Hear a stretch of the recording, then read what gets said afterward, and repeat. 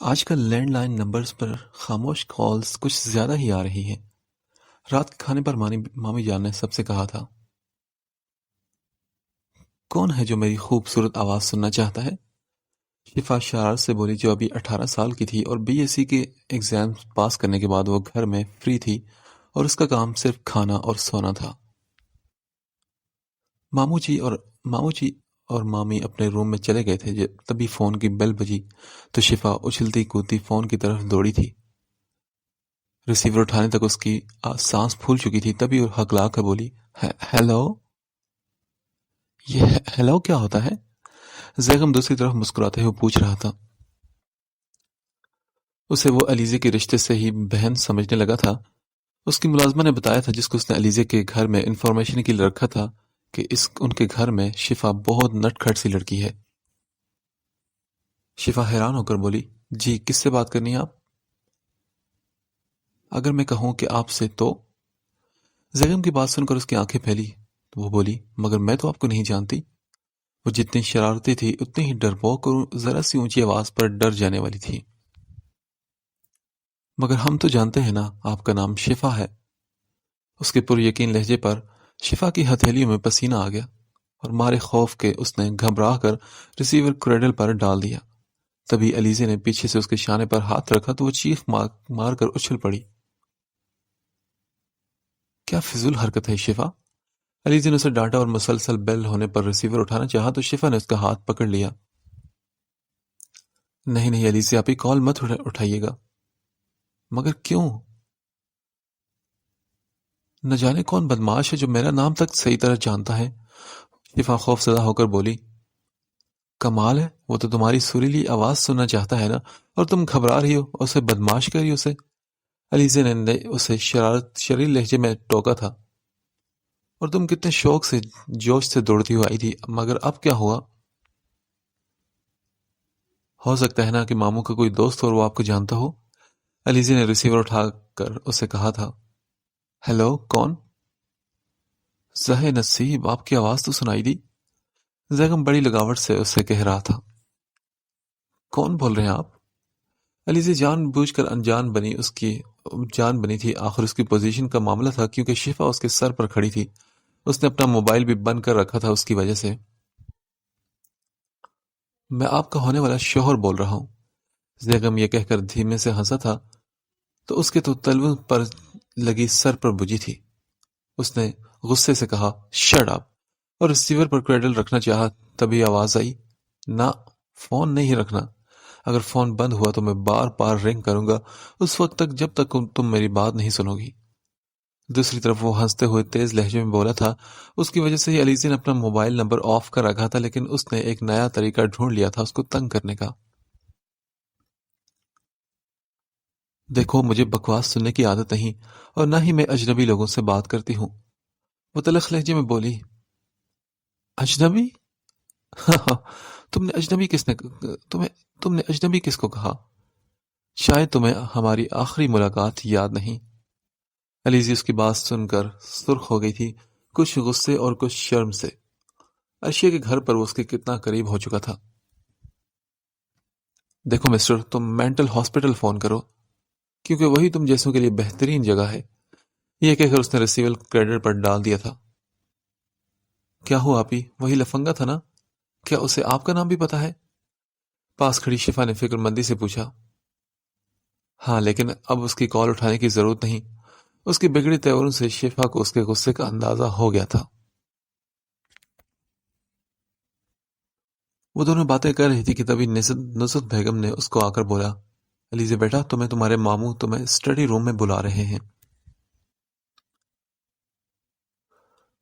جی مامی ٹھیک ہے، میں جاتی ہوں، علیزے نے کہا، اور پھر تھوڑی دیر بعد وہ ان کے روم میں جاتے ہوئے بولی، جی ماموں، آپ نے مجھے بلایا تھا؟ ہاں بیٹا، یہاں کر بیٹھو میرے پاس۔ انہوں نے اسے اپنے پاس بٹھایا اور پوچھا، اور سناؤ، پڑھائی کیسی چل رہی ہے؟ کوئی پرابلم تو نہیں؟ نہیں ماموں، کوئی پرابلم نہیں۔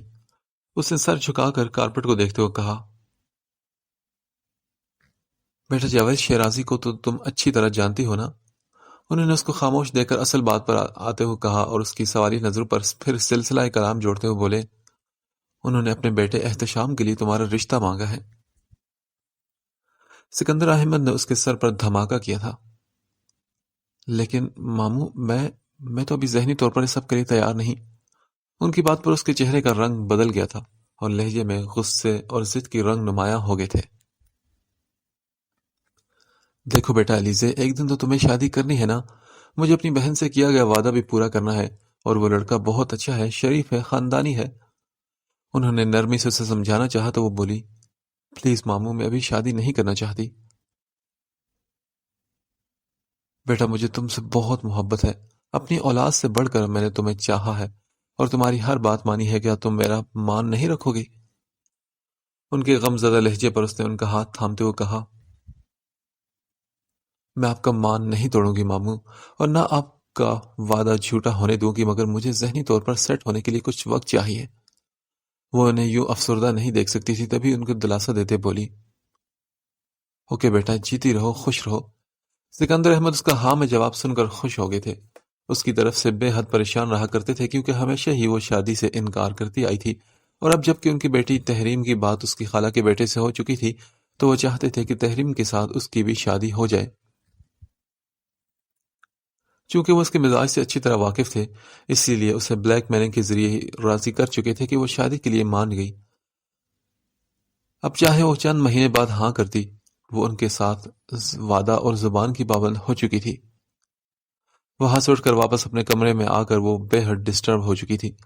اس کی زندگی کی کتاب میں لفظ شادی نہیں لکھا تھا، اور اب وہ سوچ رہی تھی کہ چند مہینوں بعد فائنل سے فارغ ہو کر وہ ماموں جان سے ایسا کون سا بہانہ کر سکے گی کہ وہ اس ذکر کو چھیڑ دیں، وہ اس ذکر کو چھوڑ ہی دیں۔ آج سنڈے تھا۔ عرشی نے علیزے کے گھر جانے کا سوچا، جو اس دن کے بعد سے نہ تو عرشی کی کال ریسیو کر رہی تھی اور نہ بات کرنے کو تیار تھی۔ وہ تیار ہو کر لاؤنج میں آئی۔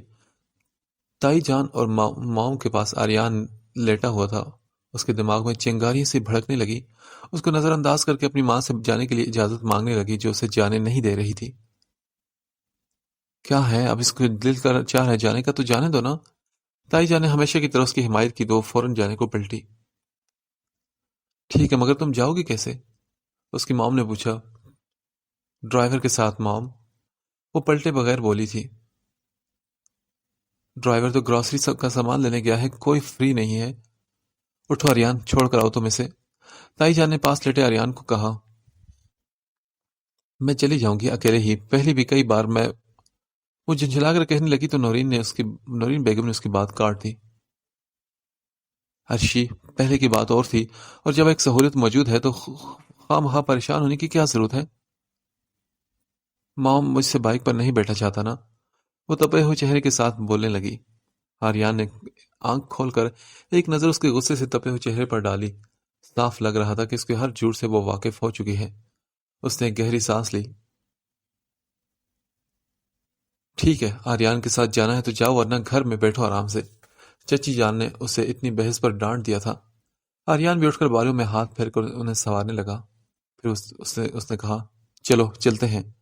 وہ سنجیدگی سے کہہ کر باہر نکل گیا، جیسے پتا ہو کہ اس نے آنا ہی ہے۔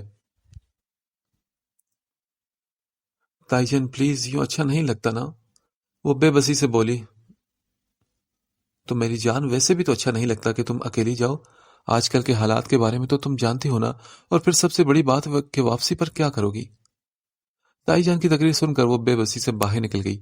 آریان نے اپنی ہیوی بائک کو سٹارٹ کرتے ہوئے ایک نظر اس کے تنے ہوئے چہرے پر ڈالی اور دل ہی دل میں بولا، یا اللہ، آج تو اس بلا سے بچانا مجھے۔ وہ خاموشی سے اس کے پیچھے بیٹھ گئی، اور پھر علیزے کے گھر پہنچنے تک وہ کچھ بھی نہ بولی۔ آریان نے بھی ایسے اسے چھیڑنے کی جرت نہیں کی تھی۔ وہ جب اتر کر اندر جانے لگی تو آریان نے کہا، واپس کب تک آؤں لینے کے لیے؟ مگر وہ کوئی بھی جواب دیے بغیر گھر کے اندر چلی گئی تو وہ سر پر ہاتھ پھیر کر رہ گیا تھا۔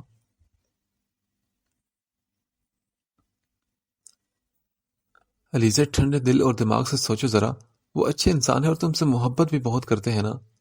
وہ اپنے جذبوں کی طرح مخلص اور سچے ہیں، اور تمہیں ان کی سچائی کا کیا ثبوت چاہیے؟ عرشی نے اسے سمجھاتے ہوئے پریشان ہو کر کہا تھا۔ آج عرشیہ اسے سمجھانے اور منانے کے لیے ہی آئی تھی۔ دیکھو عرشیہ، اول تو میں نے کوئی ثبوت نہیں مانگا، دوسرے مجھے شادی کرنی ہی نہیں، تو پھر میں کیوں کسی کے متعلق سوچوں؟ علیزہ نے اس کی باتوں سے تنگ آ کر کہا تھا۔ لیکن علیزے سچی محبت ہر کوئی نہیں کرتا، اور نہ ہی ہر کسی کا نصیب بنا کرتی ہے۔ تم خوش قسمت ہو جو اتنا چاہنے والا، اتنا اعلیٰ سٹینڈرڈ کے مالک زیغم خان تمہارے طلبکار ہیں۔ میں تمہیں خوش دیکھنا چاہتی ہوں علیزے، پلیز۔ عرشی نے اس کے شانے پر ہاتھ رکھتے اسے کہا تو وہ بولی، میں بھی خوش ہوں اور مطمئن ہوں اپنی زندگی میں۔ کسی زیغم خان جیسے فضول شخص کی ضرورت نہیں مجھے، جو اپنی ضد کو محبت اور چاہت کا نام دے کر مجھے جیتنے کی کوشش کرے اور مجھے پریشان اور ڈسٹرب کرے۔ یہ بات اپنے خاص بھائی کو اچھی طرح سمجھا دو۔ علیزے نے اس کا ہاتھ ہٹاتے ہوئے بے رخی سے کہا، مگر علیزے تم نے کسی نہ کسی سے تو شادی کرنی ہے نا، تو وہ زیغم بھائی کیوں نہیں؟ عرشی بھی نے ہار نہ ماننے کی ٹھان لی تھی۔ دیکھو، اگر مجھے شادی ہی کرنی ہوگی تو پھر احتشام بھی برا نہیں، ویسے بھی وہ ماموں جان کی پسند ہے۔ وہ تلخ لہجے میں مسکراتے ہوئے بولی تھی، تو کیا زیغم بھائی کے لیے تمہارے دل میں کوئی جگہ نہیں، ذرا سی بھی نہیں؟ عرشی کو اس کی باتوں پر دکھ ہوا تھا، کتنی آس اور امید سے اس کے پاس آئی تھی، مگر علیزے نے اسے بہت زیادہ مایوس کر دیا تھا۔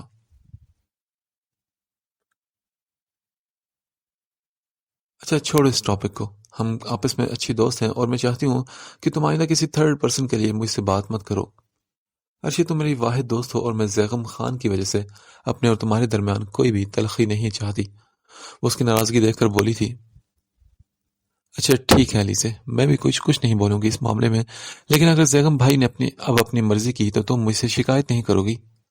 علیزے نے بھی اس ٹاپک کو ختم کرنا چاہا، جب دونوں ہی اپنی ضد پر اڑے ہوئے ہیں تو وہ کیا کر سکتی تھی؟ ہیلو ہیلو زیغم خان موبائل کان سے لگائے بیڈ پر لیٹا ہوا تھا، مگر دوسری طرف لائن کٹ چکی تھی۔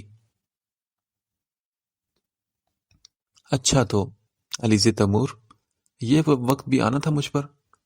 اس نے منہ سے ڈھیروں سارا دھواں نکالتے ہوئے سوچا، میں نے زندگی میں پہلی مرتبہ تمہاری ظالم آنکھوں کی گہرائیوں میں ڈوب کر محبت کا مزہ چکھا تھا۔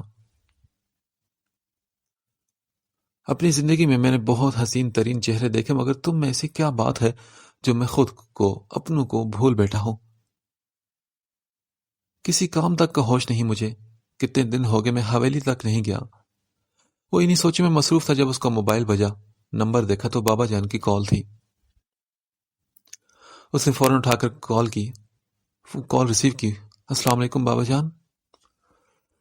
وعلیکم السلام، کیا بات ہے صاحبزادے، آج کل ہوتے کہاں ہو؟ نہ آفس میں دل لگتا ہے تمہارا اور نہ ہی پارٹی کے کسی کام پر توجہ ہے۔ 1 مہینے سے تم حویلی نہیں آ رہے، کچھ خاص مصروفیت ہے کیا؟ فون سے شبیر علی خان کی بھاری روب دار آواز گونجی۔ میں 1-2 دن میں چکر لگاؤں گا بابا جان، اس نے بھی کچھ بیزاری سے کہا۔ نہیں، تم کل ہی آ رہے ہو، بس ہمیں اور کچھ نہیں سننا۔ یہ کہہ کر شبیر علی خان نے کال کٹ کر دی۔ زیغم خان نے حیرت سے موبائل کو دیکھا، اس کی ہر ناجائز بات کو بھی سن کر خوش ہونے والے اس کے باپ کو کیا ہوا آج ان کے انداز میں حکم اور روب سا تھا جو اس نے اپنے لیے بچپن میں بھی محسوس نہیں کیا۔ کہیں بابا جان کو علیزے کے بارے میں پتہ تو نہیں چل گیا؟ میں کل گاؤں جا کر بابا جان کی غلط فہمی دور کر دوں گا، ورنہ وہ علیزے اور اس کی فیملی کے ساتھ کچھ بھی کر سکتے ہیں، کیا پتا وہ ان کو کہیں غائب ہی کروا دیں۔ پہلے بھی تو ایسا ہوتا آیا ہے، مگر اب سوال اس کی زندگی کا ہے جس پر وہ کوئی بھی آنچ نہیں آنے دے سکتا تھا۔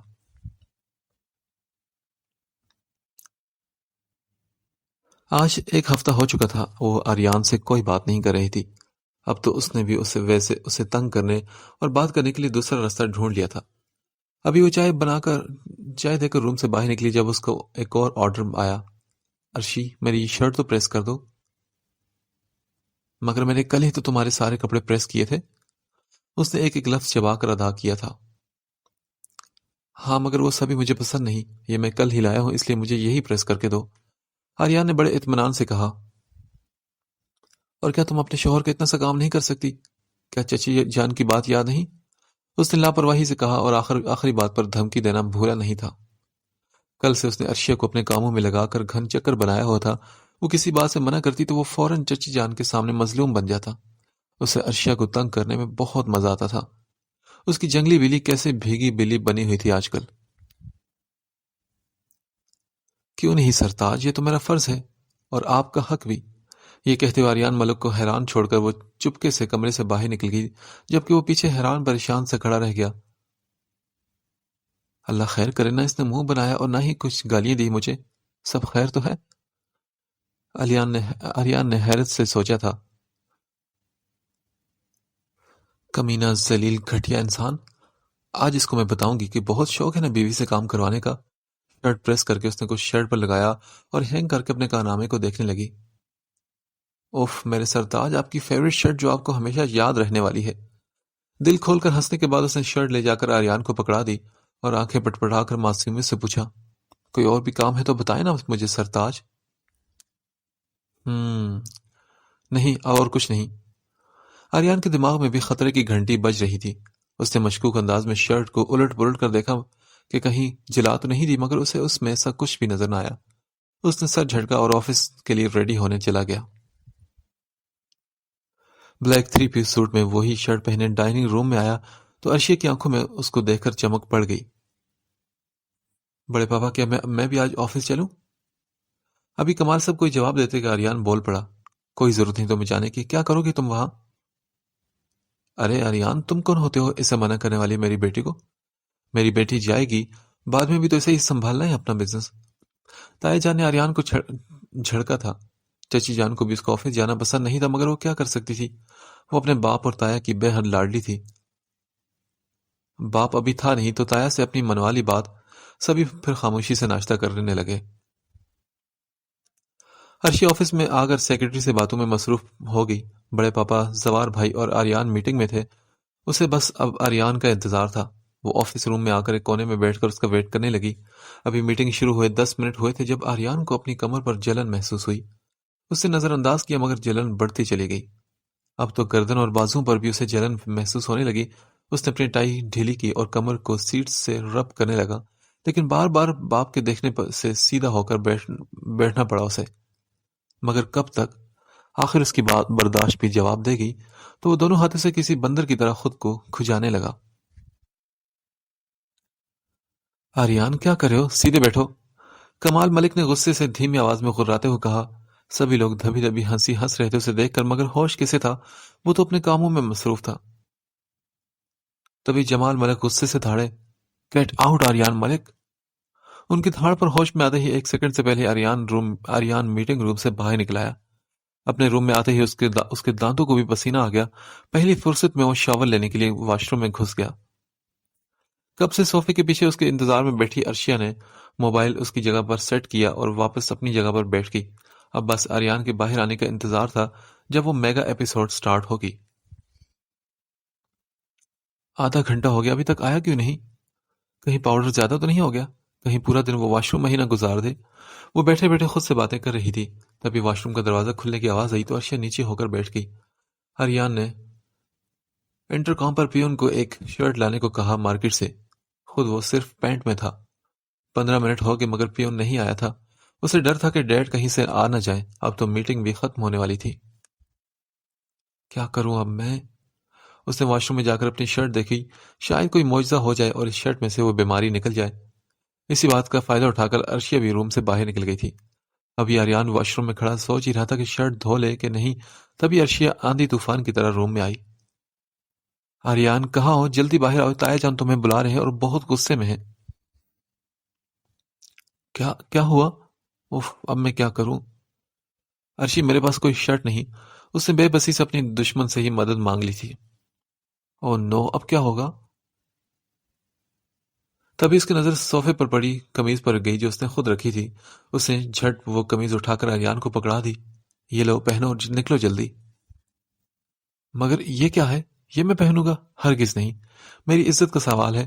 یہ تو کسی شادی میں ڈول بجانے والی کی لگتی ہے۔ آریان نے پیلی زرد رنگ کی قمیض کو ایک طرف پھینکتے ہوئے کہا۔ دیکھ لو آریان، جان پیاری ہے یا عزت؟ تائی جان ابھی آگے تو عزت کے ساتھ ساتھ جان بھی چلی جائے گی تمہاری۔ عرشی نے اسے دھمکاتے ہوئے کہا تو وہ بولا، اوکے، بٹ تم کسی کو بتانا نہیں۔ اس نے 2 منٹ سوچنے کے بعد کہا، ارے نہیں، کیا میں اپنے سرتاج کی بے عزتی کروا سکتی ہوں کیا؟ اس نے معصومیت کے سارے ریکارڈ توڑتے ہوئے کہا تھا۔ پھر آریان وہی بیلی شرٹ پہن کر آفس سے باہر نکلا۔ اس کے ساتھ ہی عرشیہ بھی باہر آئی، موبائل میں مووی بناتے ہوئے۔ پیلی ڈھیلی ڈالی گھٹنوں سے نیچے تک آتی قمیض، جس میں دو بڑی بڑی دونوں سائڈوں پر لگی جیب، جو چلتے ہوئے ادھر ادھر آریان سے پہلے ہی قمیض کو آگے لے جا رہی تھی۔ اس کے نیچے کالی ڈریس پینٹ، وہ کوئی عجوبہ ہی لگ رہا تھا یہ سب پہن کر۔ اور اب سین یہ تھا کہ آریان صاحب جہاں جہاں سے گزرتے، پہلے تو لوگ حیران ہوتے اور پھر منہ نیچے کر کے ہنستے نکل جاتے۔ کچھ لوگ کہہ لگا کر ہنسنے لگے، جس کو آریان کی گھوری نے بند کیا۔ پھر اس کی بدقسمتی کی لفٹ بھی بند تھی۔ یا خدا، میرے ساتھ ایسا کیوں؟ آج صبح اٹھ کر کس منحوس کا چہرہ دیکھا تھا میں نے؟ پیچھے عرشی نے اس کو پنچ دکھایا کہ کیونکہ صبح اس کا ہی منہ دیکھا تھا اس نے۔ اچانک آریان پیچھے گھوما تو عرشیہ نے فوراً ہاتھ نیچے کیا۔ وہ مچھر تھا، میں اسے مارنے کے لیے ہاتھ اٹھا رہی تھی۔ عرشیہ نے گھبرا کر کہا، اب تم اکیلے ہی جاؤ یہاں سے گھر، میں تایا جان کا غصہ ٹھنڈا کرنے کی کوشش کرتی ہوں۔ آریان سیڑھیوں کی طرف بڑھ گیا اور جانے کیسے آریان گھر پہنچا۔ کب سے اپنی ہنسی کنٹرول کرتی عرشیہ نے کہہ لگایا اور ہنستی ہی چلی گئی۔ عرشیہ آرام سے آ کر اس کے آفس میں بیٹھی اور موبائل میں آریان کی ویڈیو دیکھنے لگی، پر فیس بک، واٹس ایپ، انسٹاگرام پر اس کی تصویریں، ویڈیو شیئر کر دی اس نے۔ بس ہو گیا کام۔ اس نے ایک بھرپور انگڑائی لی۔ آج تو میں نے بہت محنت کی، اس نے خود کو ہی داد دی۔ چلو آریان بابو، آپ تو ایک ہی دن میں مشہور ہو جاؤ گے، اس نے کہہ لگاتے ہوئے سوچا تھا۔ جبکہ آریان گھر آیا اور کسی سے بھی بات کیے بغیر اپنے روم میں گھس گیا، شاور لے کر سو گیا، اور اب اس کا شام کو ہی اٹھنے کا ارادہ تھا۔ شام میں گھر آتے ہی کمال ملک نے آریان کی خوب کلاس لی۔ وہ چپ چاپ کھڑا ان کی ڈانٹ سنتا رہا اور عرشیہ دل ہی دل میں خوش ہوتی رہی۔ پھر چچی جان کے کہنے پر اس کی جان خلاصی ہوئی۔ اوہو ماما، سارا مزہ خراب کر دیا آپ نے۔ عرشیہ منہ بنا کے اپنے کمرے میں چلی گئی تو آریان بھی اپنے کمرے میں آیا۔ جب اس نے اپنا موبائل آن کیا تو ایک کے بعد ایک میسیجز آنے لگے، Messenger, WhatsApp, Instagram account Messenger پر۔ اس کی آنکھیں پھٹ گئی تھی اپنی صبح والی تصویریں اور ویڈیوز دیکھ کر، اور اس پر لوگوں کے کمنٹس۔ کوئی کہہ رہا تھا، بھائی ہمارے یہاں شادی میں ڈھول بجانے تو آ جاتے۔ کوئی اسے پنجابی فلم کا ولن بننے کا مشورہ دے رہا تھا۔ کوئی کہہ رہا تھا، او بھائی تیرا بینڈ باجا کہاں ہے؟ بس اس سے زیادہ سے پڑھنے کی ہمت نہیں تھی۔ وہ موبائل کو ایک طرف پٹک کر باہر نکل گیا۔ دوسرے ہی دن سب کی شامت آئی تھی آفس میں، پیون، سیکیورٹی آپریٹر، سب کی۔ تبھی پیون نے بتایا کہ عرشیہ بیوی نے ہمیں کہا تھا، اور ویڈیو بھی انہوں نے ہی بنائی تھی کل اس ٹائم کی۔ اس نے اپنے اکاؤنٹ کو چیک کیا جس پر اس کا کل دھیان نہیں گیا تھا۔ سب کچھ عرشیہ کے اکاؤنٹ سے شیئر کیا گیا تھا۔ اس بیوقوف نے یہ غلطی کر دی جس کی اس بیچاری کو خبر بھی نہیں تھی۔ عرشیہ میڈم، تم اب اپنی خیر مناؤ۔ وہ فوراً عرشیہ کے روم میں آیا۔ وہ آرام سے بیٹھی اپنا کارنامہ علیزی کو بتا رہی تھی جب آریان روم میں داخل ہوا۔ اس کا چہرہ غصے سے لال تھا۔ عرشیہ نے آج سے پہلے اسے اتنا غصے میں کبھی نہیں دیکھا تھا۔ علیزے، میں تم سے بعد میں بات کرتی ہوں، اس نے یہ جلدی سے کہتے ہوئے موبائل آف کیا۔ آریان، کیا ہوا؟ نہ جانے کس دشمن نے میرے ساتھ یہ سب کیا۔ ایک بار مل جائے نا تو اس کی گردن نیچے توڑ کر رکھ دوں میں۔ اوہ، کیا ہوا کیا؟ عرشیہ کی چیخ نکل گئی اور اس نے بے ساختہ اپنی گردن پر ہاتھ رکھا تھا۔ تمہیں کیا عرشی؟ تم نے تو کچھ نہیں کیا نا بیبی، تم پھر ڈر کیوں رہی ہو؟ آریان نے بڑے پیار سے کہا۔ کہیں سے پتہ تو نہیں چل گیا کہ میں نے وہ سب کیا؟ اس نے ٹیڑھی نگاہوں سے اس کی طرف دیکھا تو اسے دیکھ کر ایسے مسکرا رہا تھا جیسے اسے سب پتہ چل گیا ہو، مگر وہ کچھ کہہ کیوں نہیں رہا تھا۔ میں کیوں کروں گی ایسا؟ آپ تو میرے سرتاج ہو نا، عرشیہ نے معصوم سا منہ بنا کر کہا۔ ہاں یہ تو میں جانتا ہوں کہ میری عرشی، بس تم اب دیکھنا کہ میں کیا کرتا ہوں اپنے دشمن کے ساتھ۔ یہ کہہ کر وہ بھی کمرے سے باہر نکلا تو عرشیہ نے اپنی رکی ہوئی سانسیں بحال کی۔ رات کو سب کے سونے کے بعد آریان عرشیہ کے کمرے میں دبے پاؤں داخل ہوا، جو اپنے بیڈ پر پھیل کر سو رہی تھی۔ کمفرٹر آدھا بیڈ پر اور آدھا اس کے پیروں میں تھا، آدھا زمین پر۔ آریان نے دروازہ لاک کیا اور اس کے پاس بیٹھ گیا اور غور سے اس کو دیکھنے لگا جو ڈھیلی ڈھالے سے ٹراؤزر پر لمبی سی ٹی شرٹ پہنے بے خبر سو رہی تھی۔ اس نے جھک کر اس کے گال پر کس کی، پھر دوسرے گال پر بھی، مگر عرشیہ تو ٹس سے مس نہ ہوئی۔ اب اس نے عرشیہ کے سرخ ہونٹوں پر اپنے ہونٹ رکھ دیے، اپنی پیاس بجھانے لگ گیا۔ 2 منٹ بعد ہی عرشیہ نیند سے میں بے چین ہوئی. اس کو نیند میں کسی کا لمس محسوس ہوا اور سانسیں رکتی ہوئی محسوس ہوئی. اس نے ایک دم آنکھیں کھول کر دیکھا تو کوئی بھی نہیں تھا. اس نے اپنا وہم سمجھا اور دوبارہ سونے لگی. آریان جو اس کے اٹھنے کی وجہ سے فوراً دور ہو کر بیڈ کے نیچے ہو گیا تھا، اس کے سوتے ہی پھر بیڈ کے اوپر آیا. اب اس کا نشانہ اس کی لمبی سی گردن تھی. لیمپ آف کر کے وہ اس کی گردن پر جھک گیا. عرشیہ کی خوشبو اسے مدہوش کر رہی تھی اور وہ سب کچھ بھولتا جا رہا تھا کہ وہ اسے ڈرانے اور اپنا بدلہ لینے آیا ہے. اسے تو بس یہ یاد تھا کہ اس کی باہوں میں اس کی شرعی بیوی اور اس کی جائز ملکیت ہے. عرشیہ کی چیخ پر وہ ہوش میں آ کر اس سے دور ہوا اور کھڑکی سے کود کر باہر نکلا. جلدی سے گھوم کر اس کے روم میں آیا. اندر آتے ہی وہ عرشیہ سے ٹکرایا اور اسے مضبوطی سے پکڑ کر جو بھاگ کر کمرے سے نکلنے والی تھی اسے پکڑ لیا. عرشی، کیا ہوا میری جان؟ اس نے فوراً لائٹ آن کی تو وہ بولی، وہ میرے کمرے میں کوئی ہے. عرشی نے کہتے اس کے سینے میں اپنا منہ چھپا لیا. دیکھو کوئی نہیں ہے، یہاں وہ اسے لے کر بیڈ پر آیا اور جگ سے پانی نکال کر پلایا. پانی پی کر عرشیہ کو کچھ سکون ملا. آریان، میں سچ کر رہی ہوں، یہاں پر کوئی تھا اور اسے مجھے چھوا اور پیار بھی کیا. کوئی بھوت تو نہیں؟ اس نے پھر سے آریان کے سینے میں منہ چھپایا تھا. اس کا پورا وجود کانپ رہا تھا. آریان کو تھوڑا سا افسوس ہوا کہ زیادہ ہی ڈرا دیا بیچاری کو. نہیں یار، کچھ بھی نہیں، یہاں تمہارا وہم ہے. آریان نے اسے باہوں میں بھرتے ہوئے کہا. نہیں، مجھے پتا ہے یہاں پر کچھ ہے. میں نے اب اپنی ماما کے پاس جا کر سنا ہے، تو مجھے وہاں چھوڑ کر آؤ نا. او نو، یہ کیا ہو گیا؟ آریان نے یہ سن کر پریشان ہو گیا تھا کیونکہ اس کا سارا پلان خراب ہو جاتا یہ سب ہونے کے بعد. اچھا ادھر دیکھو میری طرف. اس کا چہرہ دونوں ہاتھوں میں تھام کر اس نے اوپر اٹھایا. اچھا بتاؤ، کیا چچی جان اور چچا جان کو کیا بتاؤ گی کہ اس بھوت نے تمہیں چھوا اور پیار کیا؟ اس کے پوچھنے پر عرشیہ نے شرم سے فوراً انکار میں سر ہلایا. تو پھر کیا بتاؤ گی؟ وہ لوگ پریشان ہوں گے نا اس وقت. چپ کر کے سو جاؤ. تو پھر میں کیا کروں آریان؟ میں یہاں نہیں سو سکتی. عرشی، تم سونے کی کوشش کرو نا، میں بائیں طرف بیٹھا ہوں. تم جب سو جاؤ گی تو میں تب چلا جاؤں گا. اس نے عرشیہ کو نرمی سے بیڈ پر لٹایا اور خود پاس بیٹھ گیا. نہیں، وہ پھر آ جائے گا. تم یہی سو جاؤ نا پلیز. آریان کا ہاتھ پکڑ کر اس نے منت کرتے ہوئے کہا. نہیں نا یار، اچھا نہیں لگتا. آریان کا دل خوشی سے سینے میں اچھل کر کود کر رہا تھا مگر منہ پر شرافت سجائے وہ انکار کر رہا تھا. کیا اچھا نہیں لگتا؟ تم میرے شوہر ہو نا، کوئی غیر تو نہیں. تم بس یہاں سو رہے ہو میرے پاس. عرشیہ نے ضد کر کے کہا. اچھا چلو آؤ. آریان بیڈ پر لیٹ کر اس کو اپنی باہوں میں لے کر لیمپ آف کرنے لگا اور پھر آہستہ آہستہ اس کی کمر سے ہلانے لگا. تھوڑی ہی دیر میں عرشیہ سو گئی تھی. پھر صبح وہ کسی کے بھی اٹھنے سے پہلے آریان اپنے کمرے میں واپس چلا گیا تھا. وہ شاپنگ مال میں انٹر ہو رہی تھی جب اس نے ایک ساتھ 4-5 گاڑیوں کو گزرتے دیکھا جس میں سے 2 میں اسلحے کے ساتھ گارڈز بھی موجود تھے.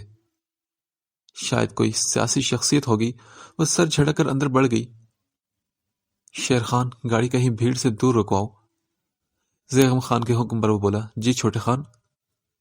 زیغم خان نے اس وقت بلیک شلوار سوٹ پر فان کلر کا ویسٹ کوٹ زیب تن کیا ہوا تھا. اس نے جلدی سے کوٹ اتارا اور بلیک ماسک لگا کر باہر نکلا. سب ملازم اس کو مال کے اندر جاتا دیکھ رہے تھے جس کے ہر انداز سے بے قراری چھلک رہی تھی. ہیلو، کیسی ہو تم؟ ڈریسز چیک کرتی علیزہ چونکی تھی یہ آواز سن کر اور حیران نظروں سے دیکھتی وہ صرف اتنا کہہ سکی. تم یہاں؟ وہ اسے ماسک میں بھی پہچان گئی تھی. ان کا تعلق اجنبیت سے شروع ہو کر اب آپ سے تم تک پہنچا کر ختم کرنے کو تیار نہیں تھی. ارادہ تو کسی ضروری کام سے جانے کا تھا مگر تمہیں یہاں آتے دیکھ کر اپنے قدم کو روک نہیں سکا. آج اس کو 2 ہفتے ہو چکے تھے علیزہ کو دیکھے ہوئے. اس دن بابا جان کے حکم پر وہ حویلی گیا تھا. تب سے یہ شبیر علی خان نے ایسے اپنے کاموں میں اسے الجھایا تھا کہ ایک پل کے لیے بھی اسے فرصت نہیں مل سکی تھی. آج بھی وہ منسٹر اور اعلیٰ افسران کے ساتھ ضروری میٹنگ کے لیے جا رہا تھا مگر یہاں علیزہ کو دیکھ کر فوراً اس کے پیچھے چلا آیا اور اپنے باپ کا ہر کام ہر حکم وہ بھول گیا. 2 ہفتے اس نے اسے دیکھے بغیر گزارے اور کیسے گزارے یہ وہی جانتا تھا. اس کے چہرے کو روشن کرتی مسکراہٹ اسے سخت زہر لگی. میرا آپ سے کیا تعلق؟ ہاں. اس نے ہاتھ میں پکڑی ڈریسز واپس رکھی اور سرد لہجے میں کہا. تعلق تو بہت گہرا ہے میری جان. میرے دل کے تار تمہارے دل کے تاروں سے بندھے ہیں. جب جب تم مجھے یاد کرتی ہو، سوچتی ہو، میرے متعلق کچھ کہتی ہو، مجھے خود ہی خبر ہو جاتی ہے. بیوقوف، میرا قطعی دماغ خراب نہیں ہوا کہ آپ کے متعلق فضولیات سوچتی رہوں. علی سے دبے دبے لہجے میں بولتے ہوئے پلٹی اور کاؤنٹر کے پاس جا کے اپنے سوٹس کی پیمنٹ کرنے لگی. زیغم نے اس کو روک کر شیر خان کو اشارہ کیا. آج تم میرے ساتھ چل رہی ہو. وہ اس کے ساتھ چلتے ہوئے شاپ سے باہر آیا تو وہ ٹھہر کر اسے گھورتے ہوئے غصے میں بولی، ہوش میں تو ہیں آپ؟ ہاں بالکل، اور آپ کو میرے ساتھ چلنا ہوگا، ورنہ. اس کی گہری نظریں بہت کچھ کہہ رہی تھی. اس کے جارحانہ عزائم پر وہ 2 قدم پیچھے ہٹتے ہوئے بولی، ورنہ کیا؟ ورنہ یہ ہے کہ میں تمہیں زبردستی اپنے ساتھ لے جا سکتا ہوں. اس نے بڑھ کر اس کا بازو اپنے شکنجے میں کسا تھا. وہ سن کھڑی رہ گئی. اس کی نظریں چاروں طرف آتے جاتے لوگوں کو دیکھنے لگی جو انہیں میاں بیوی سمجھ کر شرارت بھری نظروں سے دیکھ رہے تھے. اس کی پیشانی پر پسینہ آ گیا. وہ جھٹکے سے بازو چھڑا کے پیچھے ہوئی گئی. ٹھیک ہے، میں چلتی ہوں، لیکن تم میرا بازو نہیں پکڑو گے. اس کے کنفیوز انداز پر وہ ہنس پڑا. Okay, as you wish madam. پھر وہ دونوں چلتے ہوئے مال سے باہر ایک ساتھ آئے. اسے لے کر وہ ایک دور کھڑی گاڑی کی طرف آیا اور گاڑی کی طرف لایا اور ماسک میں ہونے کی وجہ سے کسی نے اسے ایسے پہچانا نہیں تھا. وہ لوگ فارم ہاؤس میں داخل ہوئے. شیر خان، آج جشن کا دن ہے. تمہارے خان کی خانم ہمارے غریب خانے پر آئی ہے. اس نے محبت پاش نظروں سے علیزی کی طرف دیکھتے ہوئے شیر خان سے کہا، اور شیر خان ہاتھ بندے ہوئے سر جھکائے ادب سے کھڑا اس کی ہر بات سن رہا تھا. علی سے بیزار سی چپ چاپ کھڑی اس خوبصورت لان کو دیکھ رہی تھی. دونوں طرف سرسبز گھاس، بیچ میں اندر جانے کا رستہ بنا تھا. اونچے اونچے پیڑ، ایک طرف وائٹ کلر کا مور جس کی چونچ سے پانی نکل کر فوارے میں جا رہا تھا. لان میں 4 وائٹ مور ادھر ادھر آزادانہ گھوم رہی تھی. ان سب نے مل کر علیزے کا خراب موڈ ٹھیک کر دیا اور خود بہت اس کے چہرے پر مسکراہٹ آئی. اسے مسکراتا دیکھ کر زیغم خان نے اس کے کان کے پاس سرگوشی کی. جانم، یہ سب تمہارا ہی ہے. اس کی بات سن کر علیزے نے غصے سے پلٹ کر اسے دیکھا اور مسکراہٹ ایک دم غائب ہوئی. اچھا چلو آؤ اندر چلتے ہیں. اس کے کچھ بولنے سے پہلے ہی زیغم نے اس کا ہاتھ پکڑ کر اندر کی طرف بڑھنے لگا. زیغم خان کے کہنے پر ملازموں نے سبھی تیاریاں پہلے سے ہی کر لی تھی. وہ اسے لیے ڈائننگ روم میں آیا. زیغم خان نے پہلے اس کے لیے چیئر کھسکائی. اس کے بیٹھنے کے بعد وہ خود بیٹھا. اس نے ایک نظر ڈائننگ ٹیبل پر ڈالی. سبھی ڈشز اس کی پسند کی تھی. وہ علیزے کے چہرے پر حیرت کے رنگوں سے محسوس ہوتے ہوئے بولا، میں تمہاری حیرانی دور کر دیتا ہوں. مجھے تمہاری پل پل کی خبر ہوتی ہے. زیغم کی بات سن کر علیزے نے غصے سے کہا، مجھے تمہاری کوئی فضول بکواس نہیں سننی. او مائی ڈیئر لیڈی، غصہ نہیں، بس کھانا کھا لو. زیغم خان نے مسکراتے ہوئے اسے کسی بچے کی طرح پچکارا تھا. ملازم حیران ہو کر دیکھ رہے تھے کہ چھوٹی سی غلطی پر لوگوں کی درگت بنانے والا زیغم یار خان اس لڑکی کی بدتمیزی کے جواب پر بھی مسکرا رہا تھا. تم چاہتی ہو تو میں اپنے ہاتھوں سے کھلاؤں تمہیں؟ اس نے مسکراتے ہوئے شرارت سے پوچھا اور ایک ایک چیز وہ اسے خود پیش کر رہا تھا. تبھی علیزے کو ناچار اس کا ساتھ دینا پڑا. اس کے چہرے سے ناگواری اور زبردستی آنے کا حال آیا تھا. بیزارگی سے وہ ادھر ادھر دیکھتی جیسے وہ اس کے حکم کی منتظر تھی کہ کب وہ اشارہ کرے اور کب وہ دوڑ لگا دے. جب تک کافی آتی ہے تب تک ہم آپس میں بات کر سکتے ہیں. کھانے کے بعد اس کو موڈ بحال کرنے اور اسے متوجہ کرنے کے لیے بولا تھا. مگر میں تم سے کوئی بات نہیں کرنا چاہتی زیغم یار خان. وہ دانت پیستے ہوئے غصے سے غرائی تھی. اس کے بگڑے تیوروں سے قطع نظر وہ شوخی سے اسے دیکھتے ہوئے بولا، ویل بات تو تمہیں ہر صورت کرنی ہوگی کیونکہ مجھے گونگے لوگ اچھے نہیں لگتے اور اس ٹیبل پر ہم دونوں لوگ الحمدللہ بول سکتے ہیں. ویسے آپس کی بات ہے کہ میں اپنے پیرنٹس کو تمہارے گھر کب بھیجوں؟ وہ اتنے نارملی انداز میں کہہ رہا تھا جیسے پہلے کبھی ان میں کمٹمنٹ رہی ہو. ہرگز اور قطعی نہیں، کیونکہ میں تمہاری صورت بھی نہیں دیکھنا چاہتی. شادی تو دور کی بات ہے. علیزے نے اپنے اندر کا زہر باہر اگلا تھا. ویسے ہونے والے مزاجی خدا کے متعلق اس قسم کی باتیں نہیں کیا کرتے. اس کی صحت پر جیسے علیزے کے الفاظوں کا کوئی اثر نہیں ہوا تھا. تبھی وہ ایسے بولا تھا، شٹ اپ، مجھے تم سے شدید نفرت ہے. علیزے کا چہرہ غصے سے سلگ رہا تھا. پھر وہی فضول بات، اگر کوئی اپنی چاہت کا اظہار کرے تو جواباً یا تو خاموشی اختیار کرنی چاہیے یا پھر ویسا ہی خوبصورت جواب دینا چاہیے. وہ دونوں ہاتھ ٹیبل پر ٹکا کر رازداری سے آگے کی طرف جھکتے ہوئے شرارت سے بولا تھا. آج وہ اتنا خوش تھا کہ علیزہ اگر اس کی جان بھی لے لیتی تو وہ اف تک نہ کرتا. او گاڈ، میں کیا کروں؟ علیزہ نے عاجز آ کر جیسے اپنا سر دونوں ہاتھوں میں تھاما. اس ڈھیٹ انسان کو اس کی کسی بات کا کوئی اثر ہی نہیں ہوا تھا. ارادہ تو میرا یہی تھا کہ تمہارے ان خوبصورت نازک ہاتھوں سے کافی بنوا کر پیتا، مگر اب میں از خود تمہیں بنا کر دوں گا اور تمہیں پینی ہوگی. وہ اسے حکم دینے والے انداز میں اس پر جتا رہا تھا کہ وہ کافی پیے بغیر یہاں سے ہرگز نہیں جا سکتی. علیزہ مسلسل اسے کھا جانے والی نفرت انگیز نظروں سے گھور رہی تھی. میں نے ایک بار پہلے بھی تمہیں کہا تھا کہ تمہاری آنکھیں بے حد حسین ہیں، اگر یہ پیار سے دیکھیں تو. زیغم کے شریل لہجے پر وہ نچلا لب دانتوں تلے دباتے ہوئے رخ موڑ کر گلاس فال سے باہر لان کو دیکھنے لگی اور اس وقت کو کوسنے لگی جب اکیلے اس نے گھر سے نکلنے کا ارادہ کیا تھا. تم آخر چاہتے کیا ہو؟ اس کے جبر اور زبردستی کے انداز سے تھوڑی دیر خاموش رہنے کے بعد ہی بولنے پر مجبور کر ڈالا تھا. خاصے تپے ہوئے لہجے میں اس نے سوال کیا تھا. میں صرف تمہیں چاہتا ہوں میری جان. اس کی گہری اور گرم نظروں اور لفظوں پر علیزہ کا چہرہ دہک اٹھا. مگر مجھے اس قسم کی فضول باتیں قطعی پسند نہیں. وہ بمشکل اپنا غصہ ضبط کر کے بولی تھی. لیکن مجھے تو پسند ہے نا، اور میں تمہاری پسند اور ناپسند کا پابند نہیں. بڑے دل جلانے والے انداز میں اس نے اپنے مخصوص تحکمانہ لہجے میں کہا تھا. مسٹر زیغم یار خان، جو خواب تم دیکھ رہے ہو وہ کبھی شرمندہ تعبیر نہیں ہوگا. بہتر یہی ہے اب کہ اس فضول خیال کو اپنے دل سے نکال دو، اور دھوکے اور سرابوں کے پیچھے بھاگنے سے سوائے ملال، دکھ اور مایوسی کے کچھ ہاتھ نہیں آیا کرتا. وہ زہریلے لہجے میں بولی تھی. تبھی ملازمہ کافی رکھ کر چلی گئی. دیکھو علیزہ، وہ سب میرا معاملہ ہے کہ میں اسے کیسے ہینڈل کرتا ہوں. تم سے بہتر جانتا ہوں میں یہ سب.